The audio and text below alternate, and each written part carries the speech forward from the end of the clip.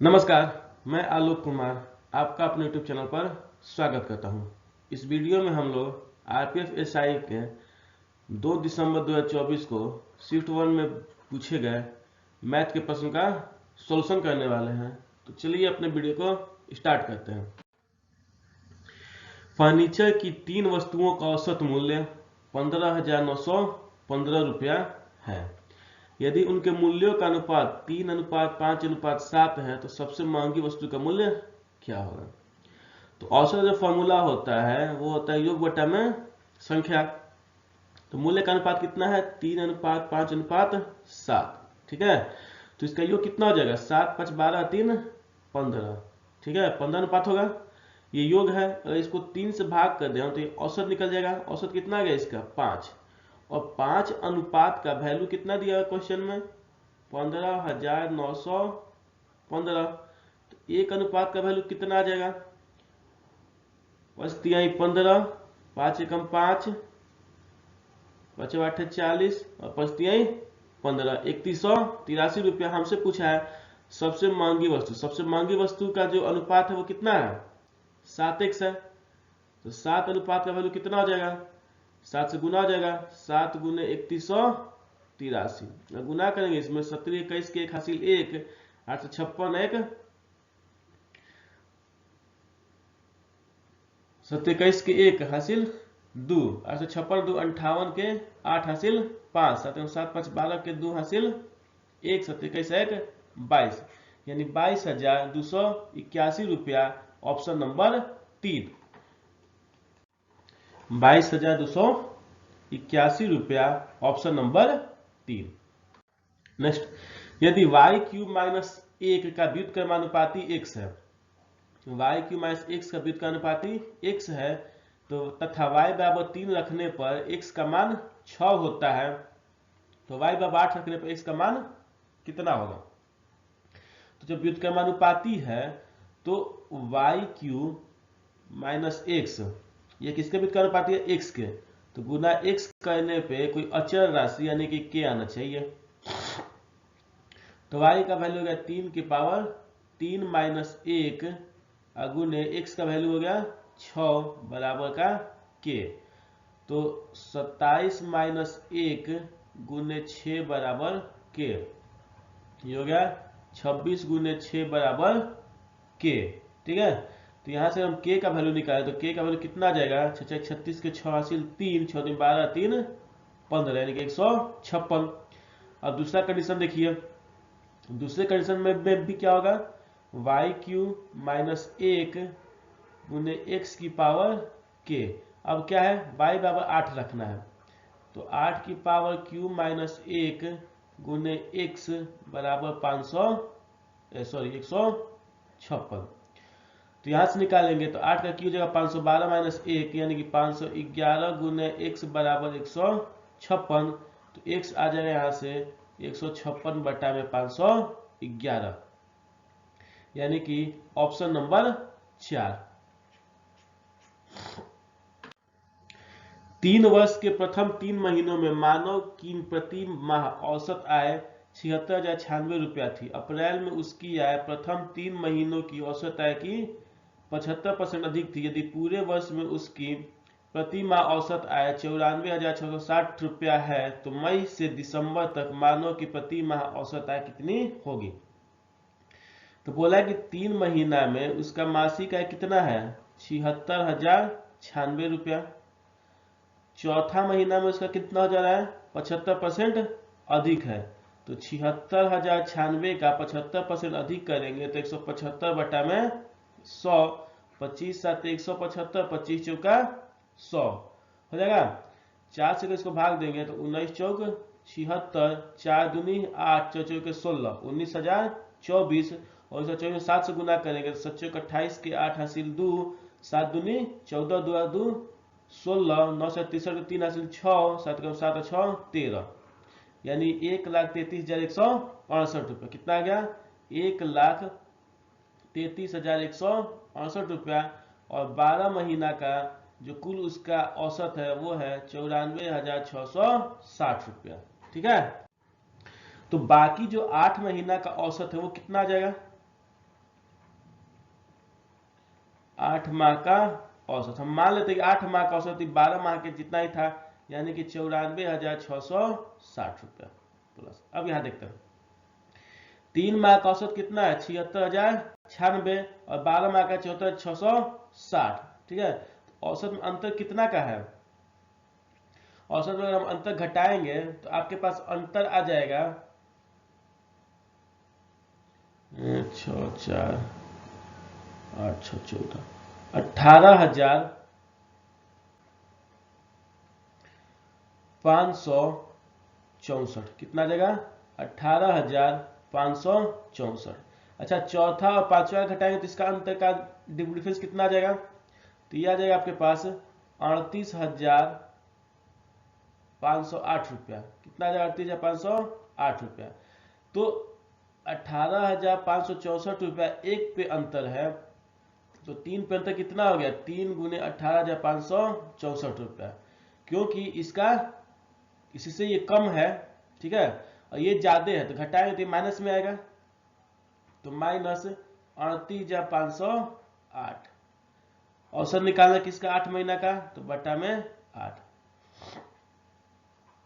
94,660 plus 4×3 = 12 के 2 हासिल 1, 6×3 = 18, 1 19 के 9 हासिल 1, 5×3 = 15, 16 के 6 हासिल 1, 8×3 = 24, 25 के 5 हासिल 2, 3 × 3 = 2 5, यानी 55,692 माइनस 38,508 बटा में 8, तो ये हो गया 94,660 प्लस 55,692 में 38,508 घटाएंगे तो 12 में से 8 गया 4, यहाँ बचेगा 8, 6 में से 5 गया 1, 7, 17,084 बटा में 8, तो 94,660 17,884 को भाग देंगे 8 से तो ये आपका आएगा 2148, कितना आ जाएगा 2148, और ये जोड़ देंगे तो ये आएगा 96,808 रुपया। 96,808 रुपया जो होगा वो इसका आंसर होगा, यानी कि ऑप्शन नंबर 1, ठीक है, ऑप्शन नंबर 1।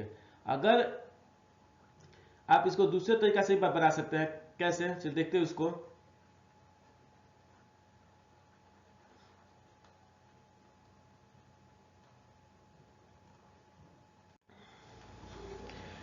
तीन महीना का औसत जो आपके पास है वो है आपके पास 76,096 रुपया, और चौथा महीना का कितना आया था याद है आपको, चौथा महीना का आया था 1,33,168 रुपया, और 12 महीना का औसत था कितना 94,660। तुमको 8 माह का औसत अगर निकालना है तो क्या करेंगे, 12 माह का कुल जोड़ निकालेंगे, यानी 12 गुने 94,660, ठीक है, उसमें से घटा लेंगे 3 माह के योग, यानी 3 गुने 76,096, और इसमें से घटा देंगे चौथा महीना यानी 1,33,168 रुपया, और इस टोटल को हम क्या करेंगे कि 8 से भाग करेंगे, क्या करेंगे 8 से भाग कर लेंगे। ये भी आपको आसानी पड़ेगा, इतना ज्यादा कुछ करने की जरूरत नहीं था। 8 है, सब में से हम 8 कॉमन निकाल के कटा करके इसको हम सॉल्व कर सकते हैं, ठीक है। चलिए आगे देखते हैं। समान लंबाई की दो ट्रेन समांतर पटरियों पर एक ही दिशा में 51 किलोमीटर प्रति घंटा और 42 किलोमीटर प्रति घंटा की चाल से चल रही है। तेज चलने वाली ट्रेन धीमी चलने वाली ट्रेन को 16 सेकंड में पार करते हुए प्रत्येक ट्रेन की लंबाई ज्ञात करें। एक ट्रेन है आपका और ये दूसरी ट्रेन है जो एक ही दिशा में चल रही है। एक का स्पीड है 51 किलोमीटर प्रति घंटा और दूसरे का स्पीड है 42 किलोमीटर प्रति घंटा। तो ये जो तेज चल रही है ट्रेन, इस ट्रेन को धीमी चल रही ट्रेन को कितने सेकंड पार कर लेती है, 16 सेकंड पार करती है। अच्छा, 16 सेकंड पार करने का मतलब क्या है कि अगर ये ट्रेन धीमी चल रही ट्रेन है तो टाइमिंग कब से काउंट करें, जब इसका हेड यहाँ आ जाएगा तेज चल ट्रेन का, और जब इसका पिछला बॉगी यहाँ से पास हो जाएगा। यानी कहने का मतलब है कि इसका जो लंबाई दूरी तय करेगी वो ट्रेन, वो कितना तय करेगी, दोनों ट्रेन की लंबाई के बराबर। और दोनों ट्रेन का लंबाई जो है वो बराबर है, यानी कि इसका जो लंबाई वो कितना हो जाएगा 2x हो जाएगा, डबल हो जाएगा। समय दिया है इसका सेकंड में, तो इसका हम सापेक्ष चाल की बात करें, ठीक है। अगर हम इसका सापेक्ष चाल की बात करें तो हम दोनों को क्या करेंगे, एक ही दिशा में जाए तो घटा लेंगे। 51 में से 42 घटेगा तो आपका बचेगा कितना, 9 किलोमीटर प्रति घंटा। कितना बचेगा, 9 किलोमीटर प्रति घंटा। इसको मीटर प्रति सेकंड में बदलेंगे तो 9 गुने 5 बटा में 18, 9 दूनी 18, यानी कि 5/2 मीटर प्रति सेकंड। तो दूरी कितना हो जाएगा, 4 गुना में समय, तो 5/2 गुने 16 कट जाएगा, 8 पचे 40 मीटर। तो 40 मीटर किसके बराबर आ गया, दोनों ट्रेन की लंबाई के बराबर, 2x के बराबर ना। और x कितना हो जाएगा फिर उसके लिए 20 मीटर, यानी एक ट्रेन का लंबाई कितना हो जाएगा 20 मीटर। Option number 2। नेक्स्ट, यदि 76 और 38 का तृतीय समानुपात x है तो x का मान क्या है। तृतीय समानुपात क्या होता है, जैसे तृतीय समानुपात कहने का मतलब है कि 76 अनुपात 38 अनुपात x। तो सॉल्व कैसे होगा यह, 76 बटा में 38 बराबर 38 बटा में x। 38 दूनी 76 और 2 से 19, x बराबर 19। x बराबर कितना आ गया 19, यानी 5 का ऑप्शन नंबर 4।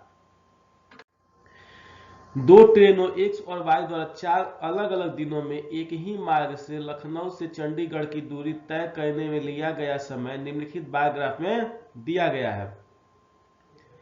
ग्राफ का ध्यानपूर्वक अध्ययन कीजिए और नीचे दिए गए प्रश्न का उत्तर दीजिए। यदि लखनऊ और चंडीगढ़ के बीच की दूरी 754 किलोमीटर, तो तीसरे दिन ट्रेन x और y की औसत चाल के बीच कितना अंतर होगा।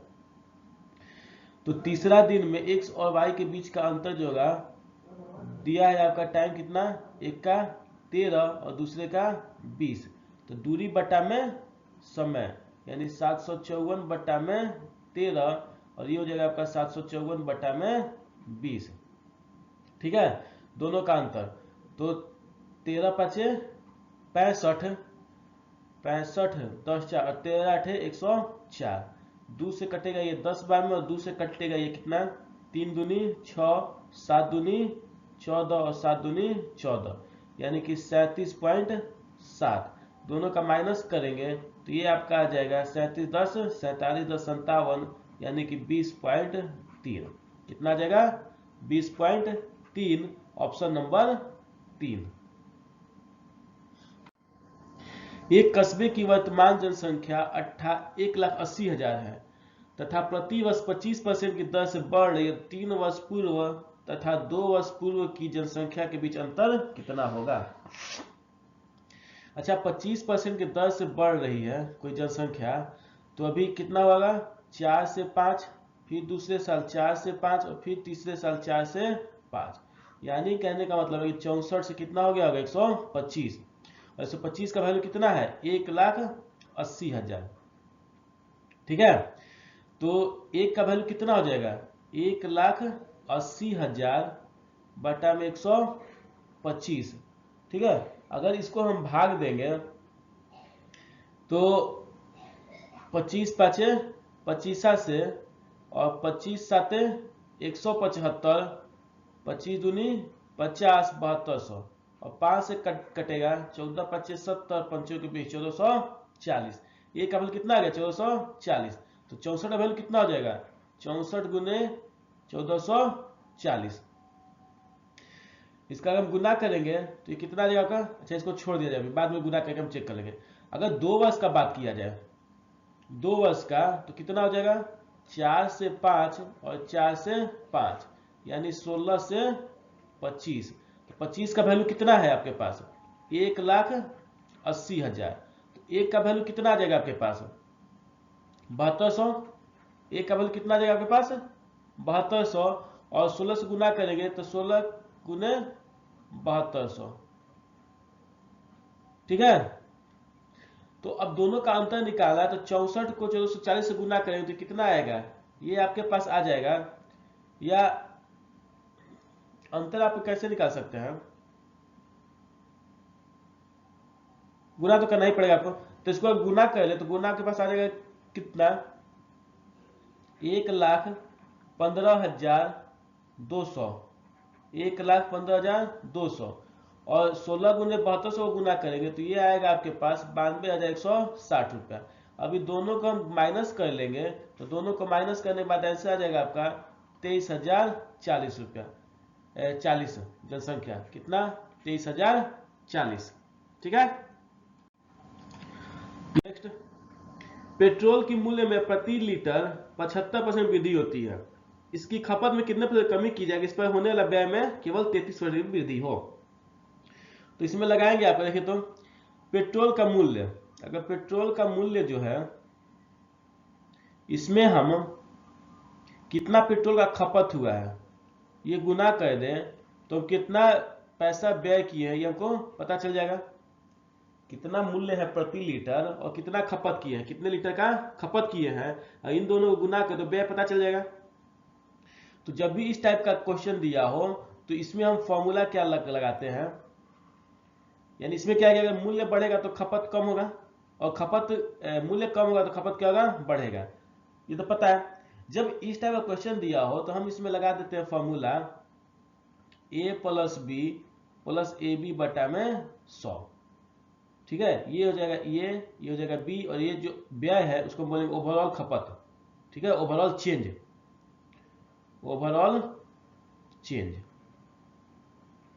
ठीक है, तो ये तो पेट्रोल के मूल्य में 75% की वृद्धि होती है। तो ए कितना हो गया 75%, इसकी खपत में कितने कमी की जाए तो बी जो होगा वो माइनस हो जाएगा अब प्लस 75 गुने माइनस बी बटा में 100। ओवरऑल चेंज कितना आ रहा है 33% का।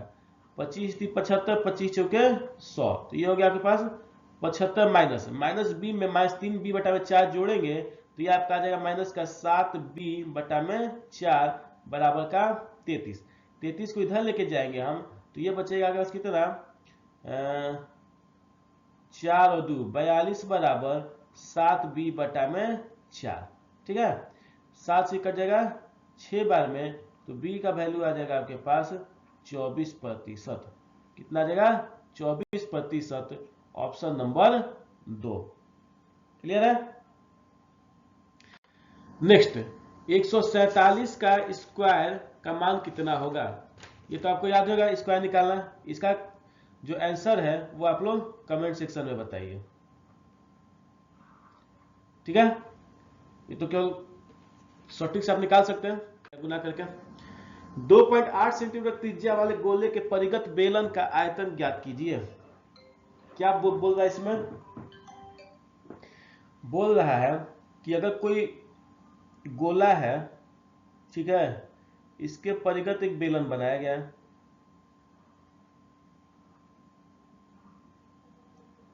तो इसका आयतन निकालिए। गोला का त्रिज्या कितना दिया हुआ है 2.8 सेंटीमीटर।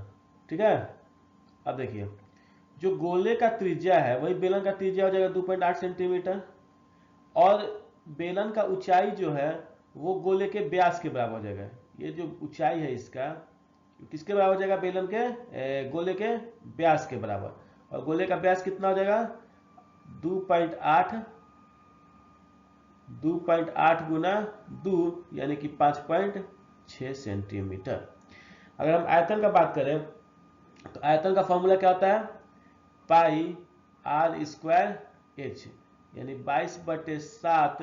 r का मतलब हो गया 2.8 गुने 2.8 और h का मतलब हो गया 5.6, 7 से 7 8 56। ठीक है, तो 22 गुने 28 कितना होता है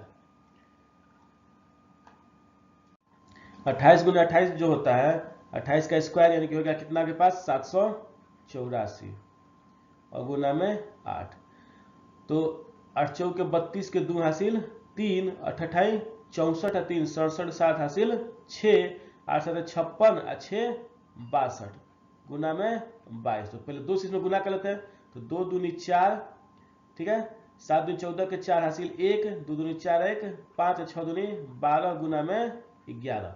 अब अगर 11 से गुना करेंगे हम इसमें तो कितना आ जाएगा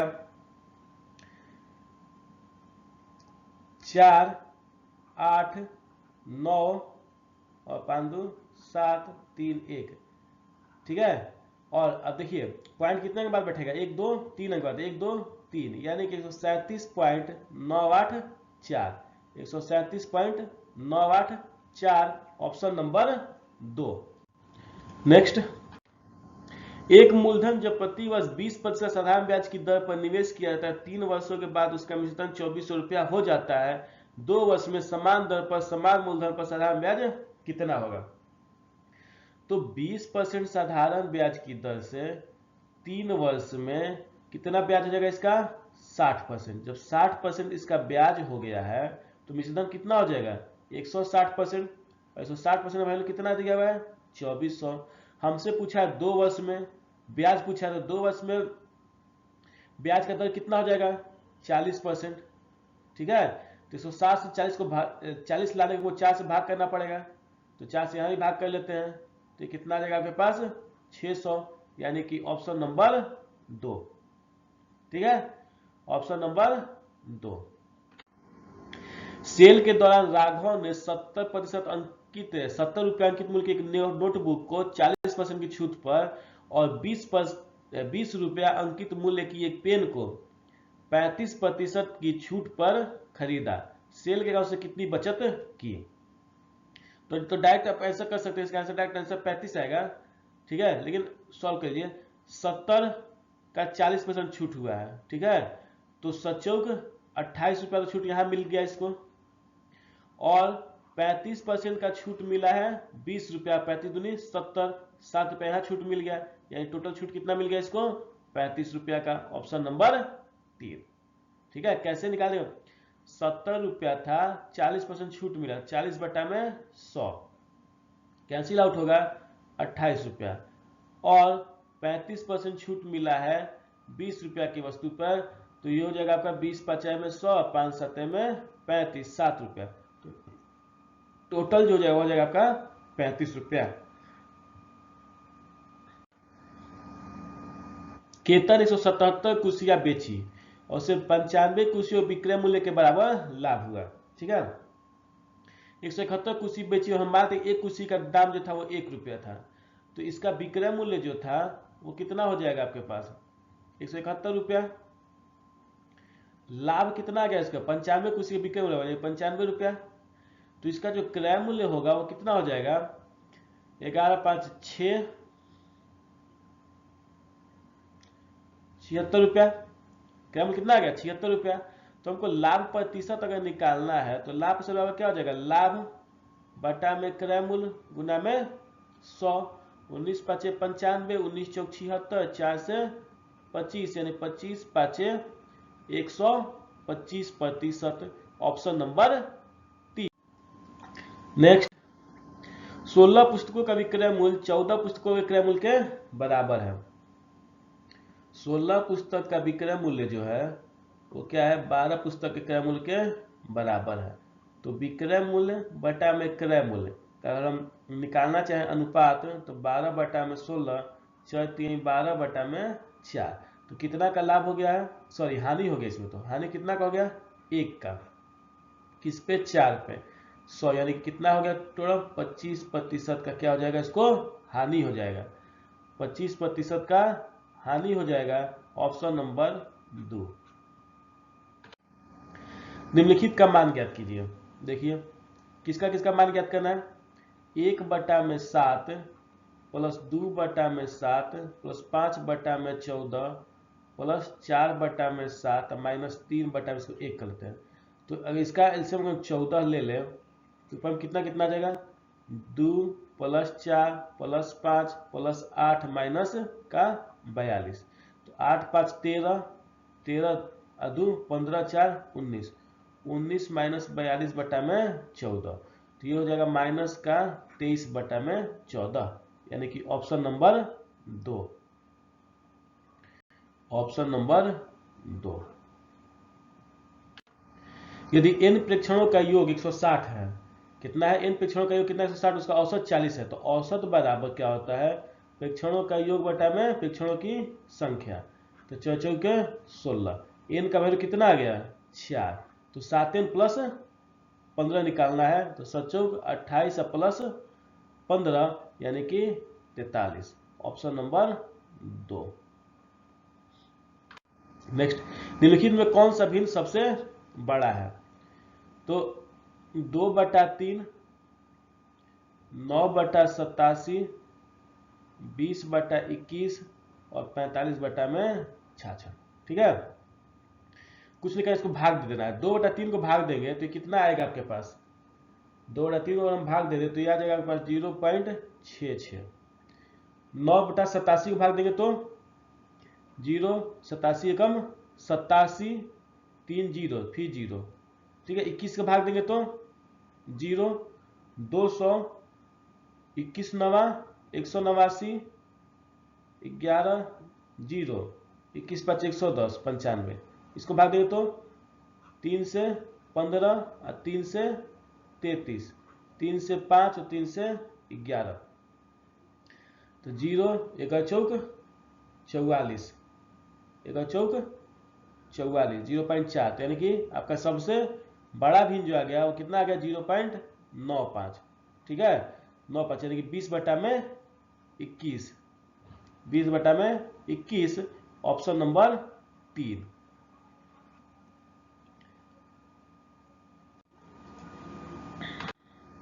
एक ठोस शंकु के आधार का व्यास 24 सेंटीमीटर और उसकी ऊंचाई 21 सेंटीमीटर है। इसके आधार के समांतर 2 कट लगाए गए हैं। यह एक शंकु है,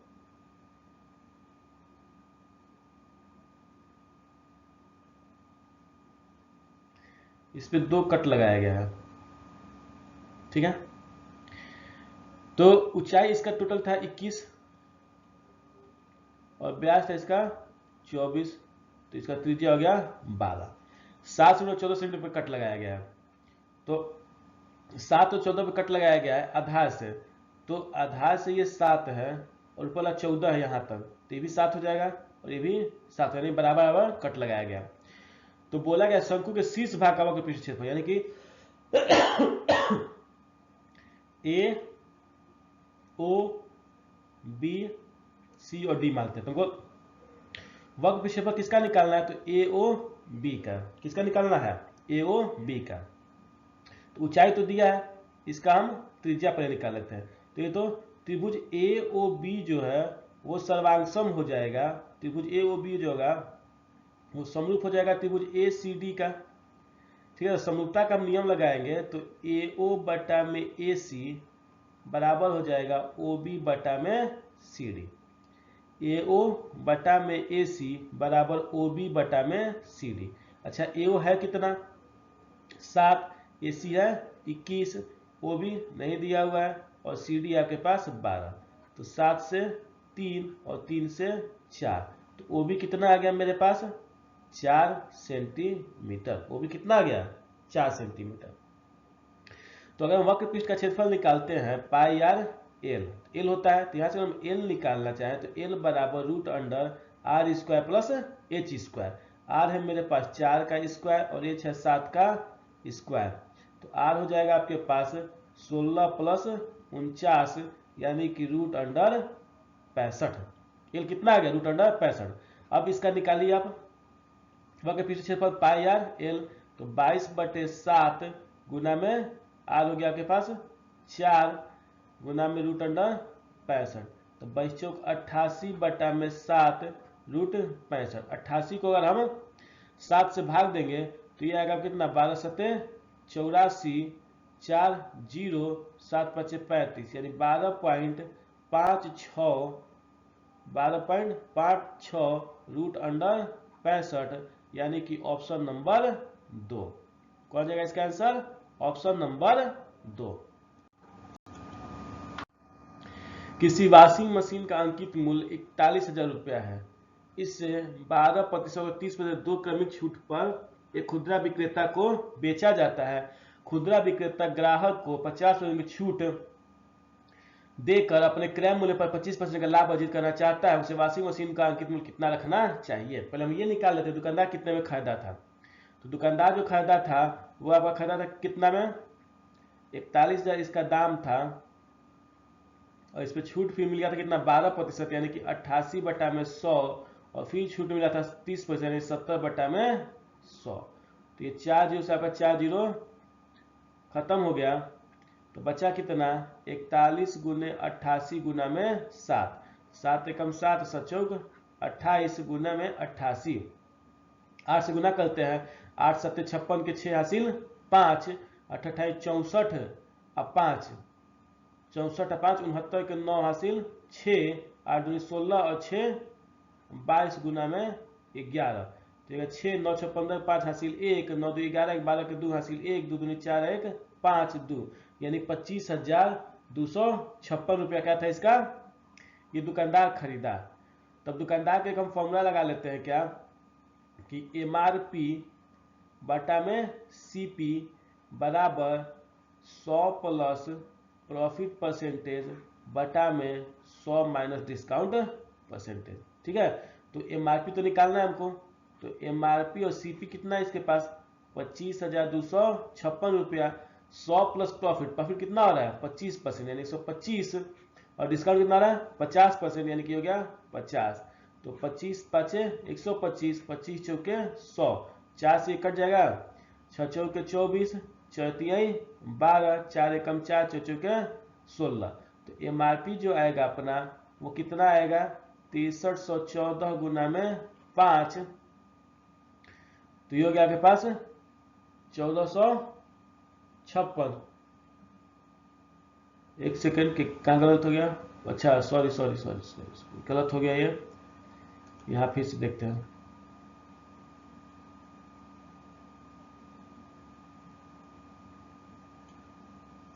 ये आपका कितना MRP बटा में CP बराबर 100 माइनस 100 प्लस 25, यानी कि 125 बटा में 50, तो 25 पाँचे 25 से और 25 चौक 25 दूनी 50, वही 4 करे थे ना, तो यहाँ से MRP बटा में CP कितना आया था आपके पास 25,256 बराबर 5 बटा में 2 से अगर हम इसको भाग देंगे तो ये कटेगा आपका 12 दूनी 24, 6 दूनी 12, 28 दूनी 56, यानी 12,628, तो MRP जो इसका आएगा वो आ जाएगा कितना 12,628 गुना में 5, इसको गुना करेंगे तो 8 5 40 के 0 हासिल 4, 5 10 4 14 के 4 हासिल 1, 6 30 से 31 के 1 हासिल 3, 5 एकम 5 3 8 और 5 1 6। ठीक है, यानी कि इसका आंसर जो आपका है वो आ जाएगा कितना 12,000, 8 5 40 के 0 हासिल 4, 5 10 4 14 के 4 हासिल 1, 34 से 31 के 1 हासिल 3, 5 10 3 13 के 3 हासिल 1, 5 5 1 6, 63,140 रुपया, यानी कि ऑप्शन नंबर 4 कितना जाएगा पास, ऑप्शन नंबर 4। वर्ष के प्रथम 3 महीनों में ललित की प्रति माह औसत आय 22,272 रुपया थी। अप्रैल में उसकी आय प्रथम 3 महीनों की औसत आय से 75% अधिक थी। यदि पूरे वर्ष के लिए उसकी प्रति माह औसत आय 84,460 रुपया है, तो मई से दिसंबर तक ललित की प्रति माह औसत आय कितनी होगी। ये सेम क्वेश्चन मैंने पीछे बताया है। ठीक है, इसका भी कमेंट, इसका भी ऑप्शन आप लोग आंसर आप लोग कमेंट सेक्शन में बताइएगा। सेम क्वेश्चन है। ठीक है,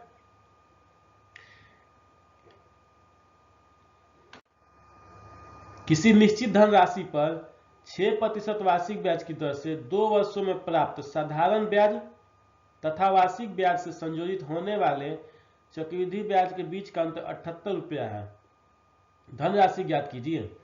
तो चक्रवृद्धि ब्याज और साधारण ब्याज का जो अंतर होता है, डिफरेंस जो होता है, उसका फॉर्मूला होता है P गुने R बटा में 100 की पावर 2। तो कितना अंतर है 78 बराबर P नहीं दिया हुआ है, R कितना दिया हुआ है 6 बटा में 100 की पावर 2। तो P जो यहाँ से आ जाएगा वो कितना आ जाएगा 78 गुना 100 बटा में 6 गुना 6।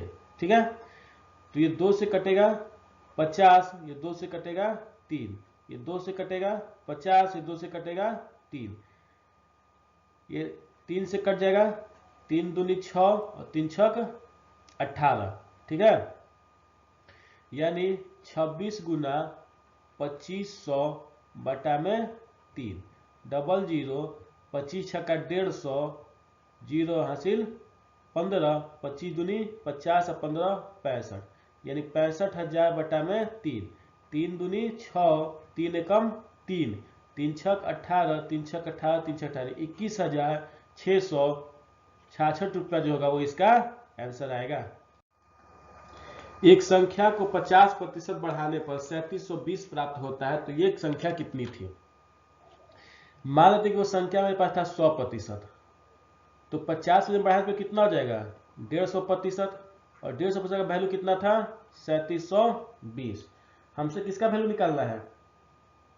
100% का।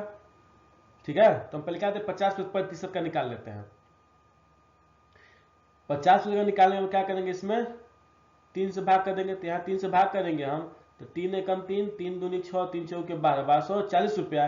अभी 50 में 2 से गुना करें तो कितना जाएगा? 100%, 100 का वैल्यू हो जाएगा 12 दूनी 24, 40 दूनी 80, यानी कि 2480 रुपया। कितना आ जाएगा? 2480 रुपया। लोहे के एक ठोस अर्धगोले को पिघलाकर 9 सेंटीमीटर व्यास और 42 सेंटीमीटर ऊंचाई वाले एक लंबवृत्तीय बेलन के आकार में ढाला जाता है। बेलन का आयतन ज्ञात करें। बेलन का आयतन कितना होता है? पाई आर स्क्वायर एच। पाई का वैल्यू हो गया 22/7, गुना में ब्याज हो गया वो 9 है, तो आर हो गया 9/2, गुना 9/2, और गुना ऊंचाई हो गया इसका 42। कितना हो गया उसका ऊंचाई? 42। ठीक है, तो ये हो जाएगा आपके पास कितना? 42, 2 से 3 और 2 से 11, यानी कहने होता है 9 9 81 गुने 3 गुने 11, 3 एकम 3, 8 के 24 गुने 11, 3 4 3 7, 4 2 6, 2673 सेंटीमीटर क्यूब जो होगा इसका आंसर हो जाएगा। ठीक है, नेक्स्ट दिया गया है 40 के पावर 0.11 बराबर x और 40 के पावर 0.1 बराबर y। तो x की पावर z और y स्क्वायर है, तो z का मान ज्ञात करें। x की पावर z बराबर y स्क्वायर, x कितना है मेरे पास? 40 की पावर 0.11, इसका पावर क्या हो गया? z, और y कितना है? 40 के पावर 0.1 का स्क्वायर। तो पावर का पावर गुना होता है, तो ये हो जाएगा 40 के पावर 0.11 z बराबर 40 के पावर 0.2। अगर बेस एक जैसा है तो पावर को इक्वल होना पड़ेगा, यानी 0.11x जो है वो किसके बराबर हो जाएगा? 0.2 के बराबर। z निकाल लेंगे तो 0.2 बटा में 0.11, पॉइंट हटेगा तो नीचे में आ जाएगा 10, और ये पॉइंट हटेगा तो ऊपर में आ जाएगा कितना? 100। कैंसिल आउट हो जाएगा, तो ये बचेगा का 20 बटा में 11, 11 एकम 11, 11 8 88 2, यानी 1.82। Option number 1, option number 1। Next, दो संख्याओं का एलसीएम और एचसीएफ क्रमशः 114 और 19 है। यदि उनमें से एक संख्या 57 है तो दूसरी संख्या ज्ञात करिए। तो इसमें जानते हैं कि फॉर्मूला लगता है एलसीएम गुना एचसीएफ बराबर पहली संख्या गुना में दूसरी संख्या। तो एलसीएम कितना है मेरे पास? 114, एचसीएफ है 19 बराबर 57, और गुने दूसरी संख्या को हम x मान लेते हैं। तो 19 3 57, और 3 से 3 के 9 और 3 8 24, सॉरी 3 के 9 और 3 8 24, यानी कि 38। Option number 2, option number 2। यदि 1136 मीटर लंबी एक रेलगाड़ी किसी खंभे को 71 सेकंड पार करती है, 1136 मीटर लंबा का रेलगाड़ी कितना सेकंड पार करती है? 71 सेकंड में। तो 1136 तो रेलगाड़ी द्वारा 656 मीटर लंबे प्लेटफॉर्म को पार करने में कितना समय लगेगा? तो रेलगाड़ी का लंबाई खुद है 1136 और प्लेटफॉर्म में कितना? 656। तो रेलगाड़ी को अपना लंबाई भी चलना पड़ेगा और प्लेटफॉर्म का दूरी भी तय करना पड़ेगा। टोटल कितना चलना पड़ेगा इसको? तो 6 6 12 2 हासिल 1, 5 दूनी 5 3 8 1 9 6 1 7, यानी कि 1792। तो 1792 मीटर चलने में कितना दूरी का समय लेना पड़ेगा x मान लेते हैं। तो क्या करेंगे? 1136 बटा में 1792 बराबर 71 बटा में x। 71 से 1136 जो है वो कट जाएगा 16 बार में, ठीक है। और 16 से 16 एकम 16 1 9 16 एकम 16 3 दूसरो दूनी 32, यानी x बराबर आ जाएगा 112 सेकेंड। कितना आ जाएगा आपके पास? 112 सेकेंड, ऑप्शन नंबर 1। वह एक अंक की सबसे छोटी संख्या बताइए जिसे 6 से विभाजित करने पर वो 11 से पूर्णतः विभाजित हो जाए, यानी 900 0 300 जो एक समझो, अच्छा जोड़े तो x यहाँ पे आ जाएगा ना, यानी हो जाएगा पास कितना 910 30x। तो 11 से विभाजित करने का नियम क्या है कि सम संख्या, ठीक है, सम स्थान का संख्या और विषम स्थान के संख्या का योग का अंतर जो है वो 11 से कटना चाहिए। तो 9 0 और 0 कितना हो गया 9 माइनस 1 का 3 4 प्लस x 4 प्लस x, तो 9 minus 4 minus x 5 minus x। अब x की जगह क्या रखें कि 11 से कट जाए, तो इससे कितना रखना पड़ेगा 5, क्योंकि 5 में से 5 घटेगा तो 0 बचेगा, 0 किसी संख्या से भी डिविजल होता है, तो यानी इसका आंसर आ जाएगा 2। 27 का ऑप्शन हो जाएगा 2। क्लियर है? निम्नलिखित को साधारण भिन्न के रूप में बदले। तो पहले तो इसको p बाई क्यू के रूप में लिखना सीखिए। अगर 0.54 का बार है तो लिखेंगे कैसे, देखिए 54 लिख देंगे और पॉइंट के बाद देखेंगे कितने नंबर पे बार है, तो 5 और 4 दोनों में बार है, तो 2 को 9 आ जाएगा, ठीक है। 0.23 को लिखेंगे तो 0.23 का बार, तो पहले सब नंबर लिख देंगे 23, कितने पे बार नहीं है तो 2 पे, सो घटा लेंगे।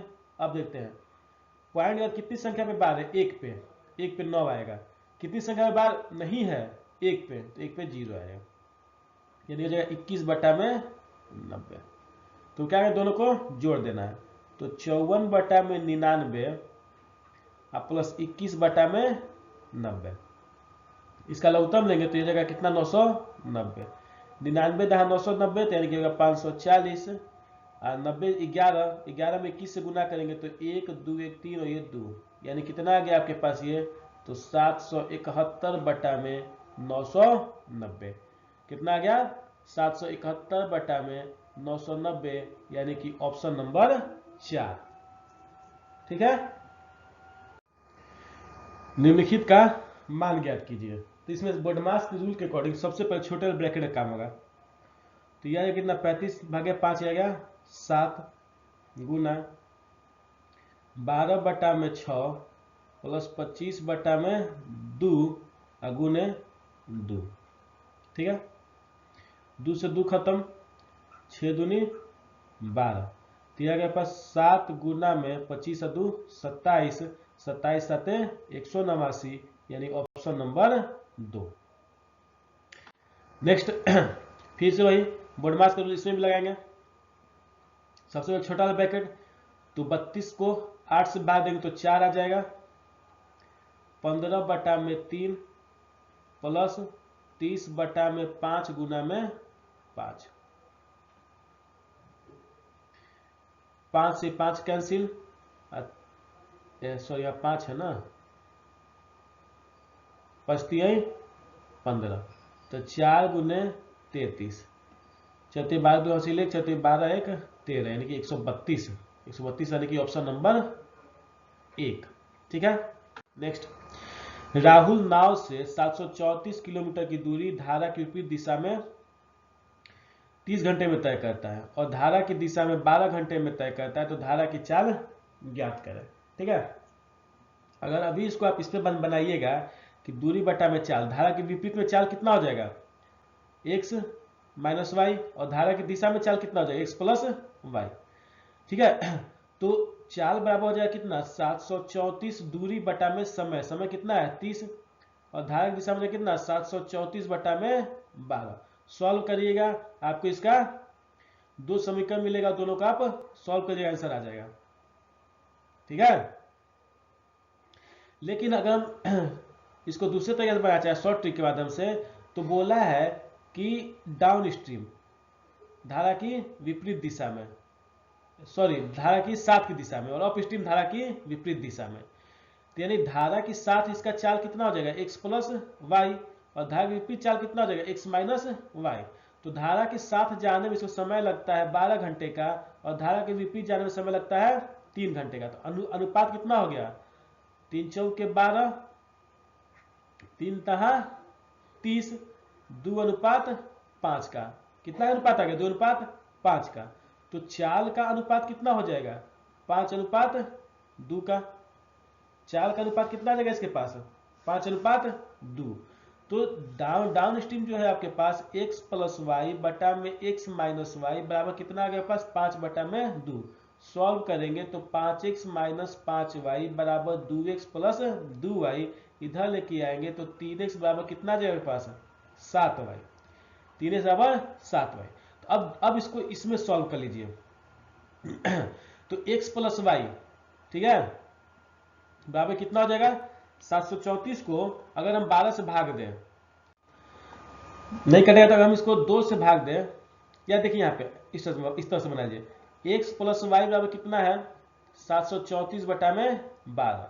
हमको वैल्यू निकालना है किसका, y का, धारा की चाल निकालना, y निकालना है तो x खत्म करना पड़ेगा, और यहाँ समीकरण निकाल चुके हैं 3x बराबर 7y। तो 3 से हम गुना कर लेते हैं, तो 3x प्लस 3y बराबर कितना हो जाएगा, 734 गुने 3 बटा में 12। अच्छा 3x किसके बराबर है, 7y के बराबर है। तो 7y प्लस 3y बराबर कितना हो जाएगा, ये 3 चौके 12, यानी 734 बटा में 4।